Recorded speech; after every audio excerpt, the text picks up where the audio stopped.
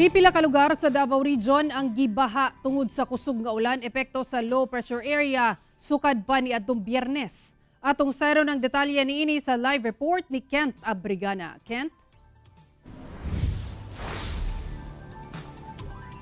Sara, daghang lugar sa Davao City ang gibaha ni adtong Biyernes tungod sa kusog nga ulan. Duna say natala ng mga landslide sa Davao de Oro, samtang kalsada sa San Fernando, Bukidnon nahugmak. Lunok na rin. Lutaw na. Sa kuha sa residente nga si Leonard Balili, makita nga nanglutaw na ang ilang mga gamit. Human gisunod og tubig baha ang ilang balay atol sa kusog nga ulan sa Purok 4 Lacson, Kalinan, Davao City, Biyernes sa gabi. Daw sa panasab ang Magsaysay Street sa Kalinan, kung asa makita nga naglisod na og tabok ang ubang residente og sakyanan. Dili na usab makita ang pool sa usa ka resort sa Davao City, human milapaw ang tubig baha. Busa, nakamonitor ang mga personahe sa BDRMO sa matag barangay sa mga sapa sa Dakbayan. Natay evacuees nga isa ka pamilya, 5 ka individual, isa ka adult o 4 ka nga bata. Sa ato ang Central Park Gym, gikan sila sa Taal 1. Sumala sa CDRMO, walay natala nga mga dakong naapektuhan sa pagbaha. Wala man gid siya significant kaayo no na major significant effect diri sa Davao City.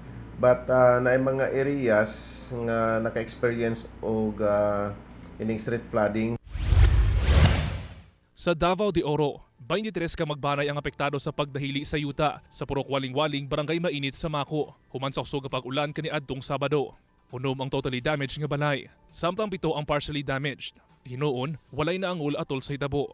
Nagpasalamat po sila at nga time kaya na'ikurente so nakabantay sila. Although naapsan ang uban sa tubig pero safety sila. Na 2 months old na baby nga gikuan sa mama. Giana sa iyang kamot pataas para dili maabsan sa tubig. Duna na sa gipangapod-apod ng mga hinabang ang probinsya sa Davao de Oro sa mga naapektuhan.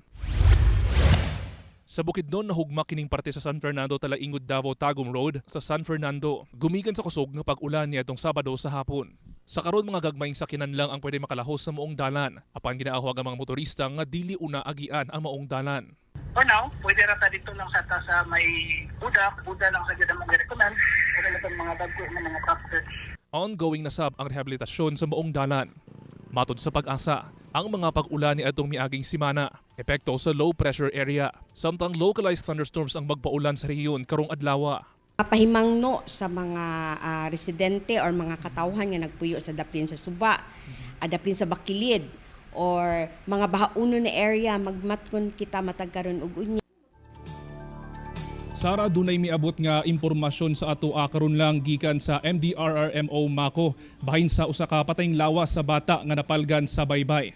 Sa karon nga nasusi pa sa otoridad ang identity sa bata. Sara. Okay, dagang salamat Kent Abrigana.